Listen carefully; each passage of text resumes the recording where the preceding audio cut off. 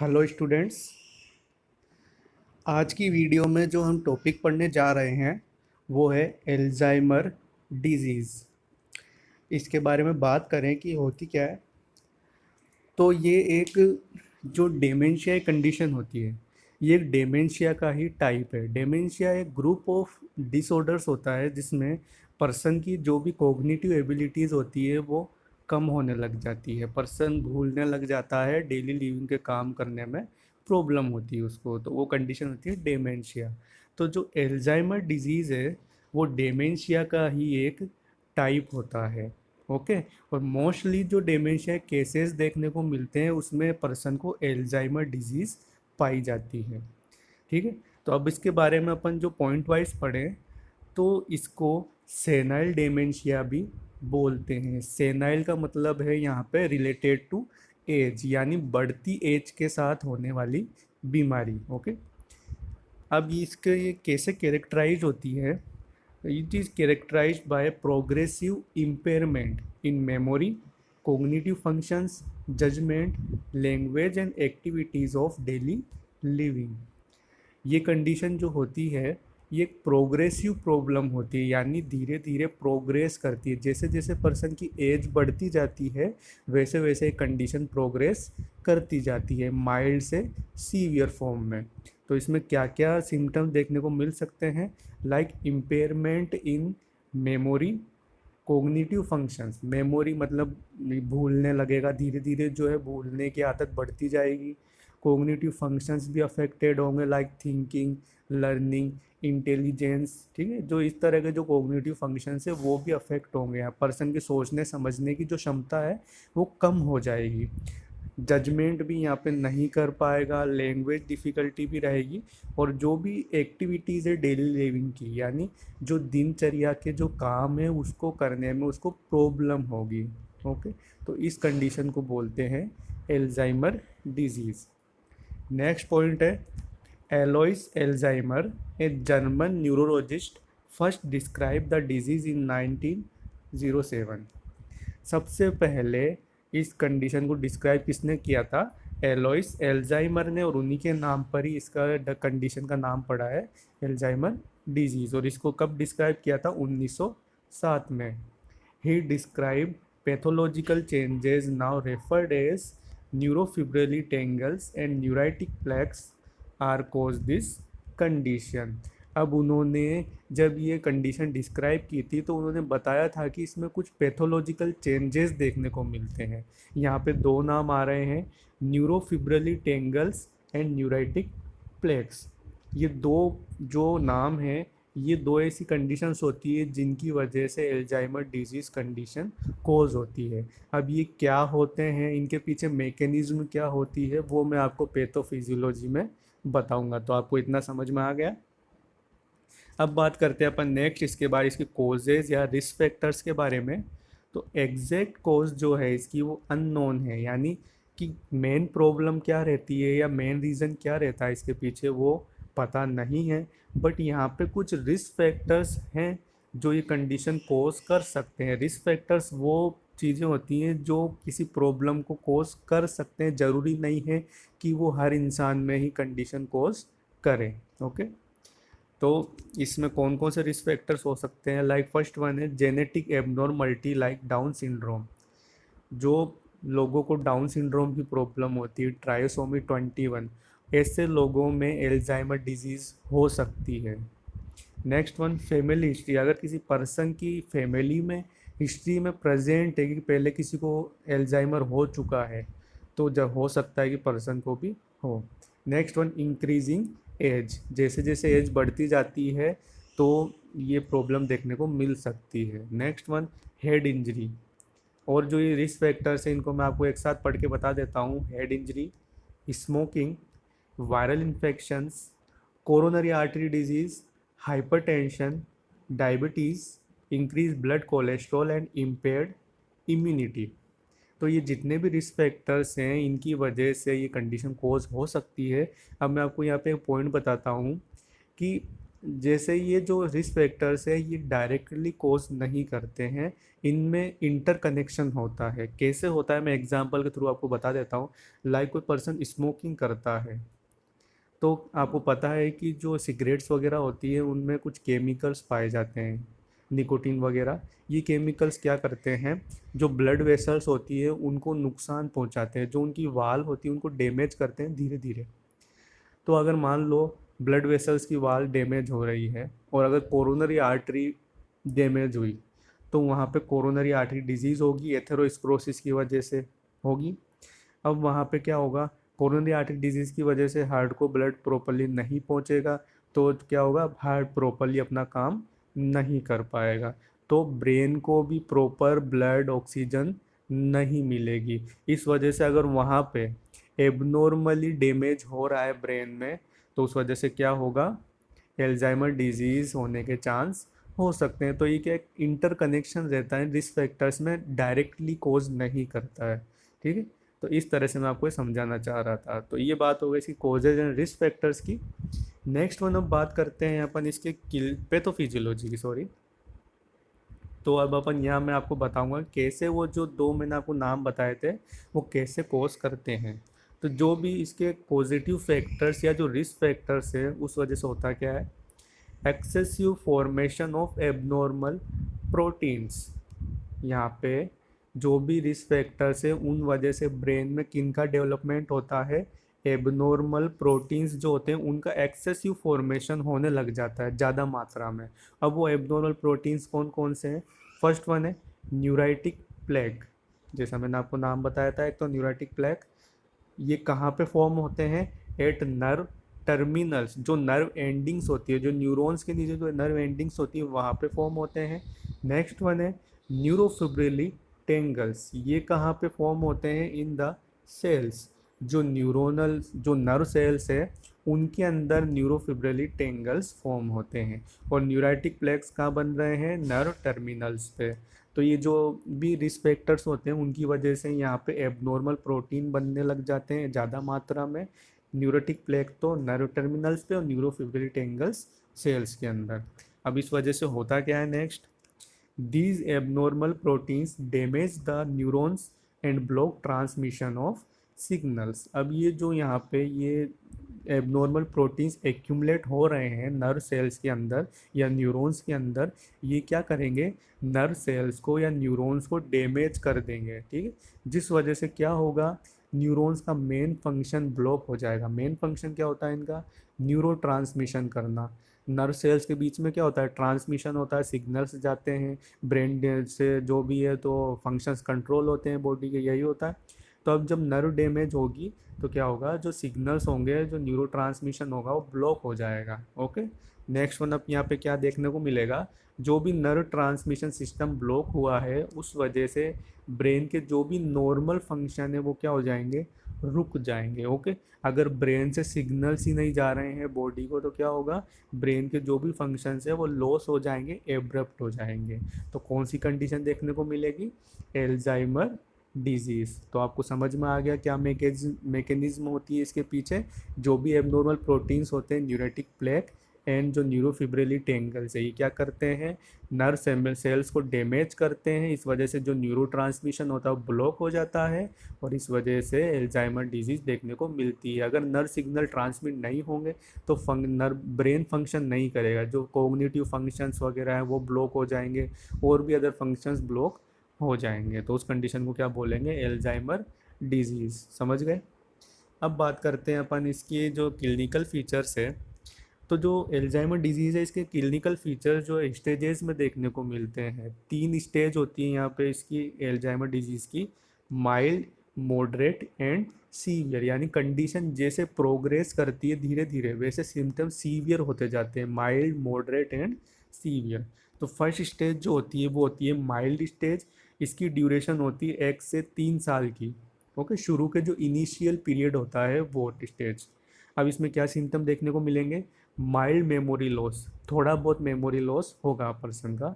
Next one, new learning defective, नया कुछ भी सीख नहीं पाएगा। अगर किसी को एल्जाइमर डिजीज की प्रॉब्लम होने लगी है तो नई चीज़ें सीखने में उसको दिक्कत होगी। Okay, next one, recall ability mildly impaired like some naming errors. Recall ability person की कम होने लग जाएगी। जैसे मेरे को अगर ये प्रॉब्लम स्टार्ट हुई, अब मैं किसी से कल मिला शाम को और उसने अपना नाम बताया कि मेरा नाम सुनील है। ओके, अब वही पर्सन आज मेरे से मिल रहा है और वो मेरे को इंट्रोड्यूस बोल रहा है कि सर मैं आपसे कल मिला था, मेरा नाम याद होगा आपको, तो मैं आपको बोल रहा हूँ कि हाँ आपका नाम तो सुशील था। तो बोलता है नहीं सर मेरा नाम सुनील था। तो ये क्या, रिकॉल एबिलिटी क्या हुई, डाउन हो गई। इसको बोलते हैं रिकॉल एबिलिटी। तो यहाँ पे नेमिंग एरर टाइप की प्रॉब्लम देखने को मिल सकती है। ओके, नेक्स्ट सिम्टम है यहाँ पे सैडनेस और डिल्यूजन। पर्सन सैड रहेगा, डिल्यूजन भी हो सकता है, फॉल्स बिलीफ रह सकता है पर्सन को। Okay, next one, motor system जो है वो नॉर्मल रहेगा। मोटर सिस्टम यानी जो मस्कुलर कंट्रोल है पर्सन का वो नॉर्मल रहेगा, इसमें कोई प्रॉब्लम नहीं होगी। तो ये तो बात हो गई फर्स्ट स्टेज की। सेकंड स्टेज जो है मॉडरेट स्टेज, इसकी ड्यूरेशन होती है 2 से 10 साल की। सेकंड स्टेज जब प्रोग्रेस हो जाती है तो क्या सिम्टम देखने को मिलते हैं। First one, moderate memory loss, थोड़ा ज़्यादा मेमोरी लॉस होने लग जाएगा, भूलने लग जाएगा ज़्यादा चीज़ें। ठीक। Next one, recall ability severely impaired. Recall ability जो है पर्सन की सीवियरली एकदम से ही पूरी तरह से इम्पेयर्ड हो जाएगी। पर्सन कुछ भी रिकॉल नहीं कर पाएगा, पुरानी बातें। ओके, नेक्स्ट वन, डिसोरिएंटेशन रहेगा पर्सन को। जो भी है टाइम प्लेस डेट इनके बारे में बिल्कुल भी याद नहीं रहेगा। स्पाशियल डिसोरिएंटेशन का मीन ये होगा कि पर्सन जगह वगैरह भी भूल जाएगा। जैसे मतलब उससे पूछेंगे कि आप बता सकते हैं कि आपका ऑफिस कहाँ पे है या आपका घर कहाँ पे है, तो वो भी उसको याद नहीं रहेगा, वो जगह नहीं बता पाएगा। ओके, तो डिसोरिएंटेशन हो जाएगा। Next one, aphasia. एफेजिया का मतलब है इनेबिलिटी इन स्पीकिंग, पर्सन बोलने में भी प्रॉब्लम होगी, बोल नहीं पाएगा। Next one, changes in sleep pattern, hallucination. Person का जो स्लीप पैटर्न है वो भी चेंज हो जाएगा, इंसोमिया यहाँ पे रह सकता है। नेक्स्ट वन, हेल्यूसिनेशन भी पर्सन को रह सकता है। ओके, नेक्स्ट वन है अब यहाँ पे थर्ड स्टेज। ये सीवियर स्टेज होती है, जो इसकी ड्यूरेशन कितनी होती है, 8 से 12 साल की। सबसे जो लास्ट स्टेज होती है वो यही होती है। अब इसमें क्या सिम्टम देखने को मिल सकते हैं, like severely impaired cognitive function. जो भी कोग्निटिव फंक्शन होंगे पर्सन के वो बिल्कुल इम्पेयर्ड हो जाएंगे सीवियर तरीके से। लाइक पर्सन की सोचने समझने की क्षमता बिल्कुल ख़त्म हो जाएगी। Okay, next one, limb rigidity. अब यहाँ पे जो है मोटर कंट्रोल भी बिल्कुल ख़त्म हो जाएगा, जो मस्कुलर कंट्रोल है वो ख़त्म हो जाएगा। पर्सन के जो भी हाथ पैर है, लिम्स जो हैं उनमें रिजिडिटी रहेगी, पर्सन उनको मूव नहीं कर पाएगा। Next one, urinary and faecal incontinence. Person के जो भी यूरिनरी है और जो फीकल है दोनों पे बिल्कुल भी कंट्रोल नहीं रहेगा। कभी भी उसका यूरिन पास आउट हो जाए, कभी फीकल जो है पास आउट हो जाएगा। नेक्स्ट वन, इंक्रीज इरिटेबिलिटी, चिड़चिड़ा रहेगा बहुत, सीवियरली मूड चेंज रहेगा। नेक्स्ट वन, डिस्फेजिया, मतलब पर्सन को जो है स्वालोविंग करने में भी डिफ़िकल्टी रहेगी। ओके, नेक्स्ट वन है difficulty in changing position and moving. Person को अब यहाँ पे जो है मोटर कंट्रोल लॉस होने की वजह से क्या होगा, एक तो पर्सन अपनी जो है पोजीशन चेंज नहीं कर पाएगा, दूसरा चलने में भी उसको दिक्कत होगी। नेक्स्ट वन, वेट लॉस यहाँ पे देखने को मिल सकता है। Next one, complete loss of short term long term memory. Person की जो भी लॉन्ग टर्म मेमोरी यानी पिछली जो भी हमारी पास्ट की मेमोरीज वगैरह वो सब लॉस हो जाएगी। शॉर्ट टर्म मेमोरी जो अभी की बातें वो भी वो भूलने लग जाएगा। नो लास्ट में क्या होगा, कोमा में भी पर्सन जा सकता है लेटर स्टेज में। ओके, तो ये बात होगा इसके सिम्टम्स की जो 3 स्टेज में दिखाई देते हैं। अब यहाँ पे कुछ वार्निंग साइन भी देखने को मिल सकते हैं एल्जाइमर डिजीज़ में। बाइनर वार्निंग साइन क्या होते हैं, खतरे की घंटी। अगर किसी पर्सन में कंडीशन आगे चल के होने वाली है तो उनके वार्निंग साइन देखने को मिलने लग जाते हैं पर्सन को। तो क्या होंगे ये, फर्स्ट वन, मेमोरी लॉस, छोटी मोटी चीज़ें हम भूलने लग जाएंगे। जनरली ये सबके साथ होता है, तो इसका मतलब ये नहीं है कि सबको एल्जाइमर डिजीज़ है। और लेकिन क्या होगा कि पर्सन धीरे धीरे बढ़ता जाएगा उसका मेमोरी लॉस। आज थोड़ा बहुत भूला, कल बिल्कुल ही भूलने लग जाएगा, धीरे धीरे क्या होगा ऐसे बढ़ने लग जाएगी memory loss. Okay, next one, changes in mood और बिहेवियर। पर्सन का जो मूड होगा वो चेंज रहेगा, बदलाव रहता रहेगा, मूड स्विंग्स होंगे ज़्यादा। Next one, difficulty in performing familiar task. अब जो फेमिलियर टास्क है वो भी करने में उसको दिक्कत होगी, जैसे अपन जो नॉर्मल वर्क करते हैं ना वो भी वो कर नहीं पाएगा जनरली, ठीक है। Next one, disorientation to time and place. Person को बिल्कुल ही डिसोरिएंट हो जाएगा कि क्या अभी टाइम हो रहा है, वो कौन से प्लेस में है, क्या दिन है कि रात है, ये सब वो डिसोरिएंट होने लग जाएगा। Next one, misplacing things. Misplacing thing का मतलब ये होगा पर्सन अपनी जो भी काम करता है, जैसे मान लो कि जैसे मतलब आप घर काम से घर पे आते हैं, कॉलेज से घर आए, आपने स्कूटी की चाबी आप अपनी नॉर्मल जहाँ पे रखते हैं वहाँ आप नहीं रखेंगे, दूसरी जगह रख देंगे। आपने जो है कपड़े वगैरह चेंज किए वो कहीं दूसरी जगह रख दिए, खाना खाया प्लेट जो है वो दूसरी जगह रख दी, तो इस तरह क्या होगा कि आप मिसप्लेस करने लग जाएंगे अपनी थिंग्स को, आपको कुछ भी याद नहीं रहेगा। Okay. Next one, problems with language. बोलने में दिक्कत होगी, कोई अगर कुछ बोलेगा तो उसको समझने में भी दिक्कत होगी, जनरली लैंग्वेज प्रॉब्लम रहती है। ऐसा नहीं है कि आप हिंदी बोलते हैं, आपके सामने कोई तमिल बोल रहा है तो वो तो जनरली नहीं समझ में आएगी, बट अगर अपने सामने कोई हिंदी ही बोल रहा है और वो भी अपने को समझ में नहीं आ रही है तो दिक्कत की बात है। Okay. Next one, poor judgment रहेगी। नेक्स्ट वन बात करें इसके डायग्नोसिस की, तो इसमें फर्स्ट वन है हिस्ट्री कलेक्ट करेंगे पेशेंट की, जो भी पर्सनल पास्ट में मेडिकल एंड जो फैमिली हिस्ट्री वो हम कलेक्ट करेंगे, फिजिकल एग्जामिनेशन करेंगे। ओके। नेक्स्ट वन यहाँ पे इलेक्ट्रोइंसेफेलोग्राम कर सकते हैं। ईईजी का मतलब है इलेक्ट्रोइंसेफेलोग्राम, जिसमें ब्रेन की एक्टिविटी को मेजर किया जाता है। नेक्स्ट वन है सीटी स्कैन और एमआरआई भी यहाँ कर सकते हैं। तो अपन जो सीटी स्कैन या एमआरआई करेंगे उसमें जो ब्रेन की इमेज होगी, जो एल्जाइमर डिजीज़ वाला पेशेंट होता है उसकी जो ब्रेन की इमेज आप देखेंगे, चाहे आप गूगल कर सकते हैं, तो उनका जो ब्रेन का साइज है वो क्या होता है कंपैरिजन टू नॉर्मल ब्रेन, क्या होता है श्रिंक हो जाता है, छोटा हो जाता है, धीरे धीरे जो ब्रेन है वो श्रिंक होता जाता है, सिकुड़ता जाता है। ओके। एल्जाइमर की कंडीशन में। नेक्स्ट वन, यहाँ डायग्नोसिस और कर सकते हैं मिनी मेंटल स्टेटस एग्जामिनेशन। ये एक साइकेट्रिक जो है उससे रिलेटेड डायग्नोसिस टेस्ट है जो हम कर सकते हैं। तो ये बात हो गई यहाँ पर डायग्नोसिस की। नेक्स्ट वन अब बात करते हैं इसके मैनेजमेंट की। तो there is currently no cure for Alzheimer disease. यहाँ पे जो ये प्रॉब्लम है इसका कोई भी अभी तक क्योर नहीं है, but there are various medications are available that can help in delays the condition development. But यहाँ पे कुछ ऐसी मेडिकेशंस है जिनसे हम इसकी कंडीशन को क्या कर सकते हैं, डेवलपमेंट को डिले कर सकते हैं, सिम्टम्स को सप्रेस कर सकते हैं। ओके। तो जो एल्जाइमर डिजीज़ कंडीशन है इसको क्योर करना पॉसिबल नहीं है, पर हम इसके जो सिम्टम्स आ रहे हैं, जो डेवलपमेंट कर रही है, प्रोग्रेस हो रही है, उसको हम डिले कर सकते हैं। तो इसमें कौन कौन सी मेडिकेशंस यहाँ हम दे सकते हैं। फर्स्ट वन है cholinesterase inhibitors. Cholinesterase एक ऐसा एंजाइम होता है जो एसिटाइल कोलिन को ब्रेक डाउन करता है, तोड़ता है। तो हमारा यहाँ पे पहला गोल यही है कि जितना ज़्यादा हो सके एसिटाइल कोलिन को बचा के रखना, ताकि जो न्यूरो ट्रांसमिशन है वो ब्लॉक ना हो। तो यहाँ पे कोलिन स्ट्रेस इनिबिटर्स देंगे जो इस एंजाइम को ब्रेक करेगी या रोकेगी। तो इसमें कौन कौन सी ड्रग्स हो सकती है, डोनेपेजिल एंड जेलेंटामाइन, इस तरह की ड्रग्स दे सकते हैं।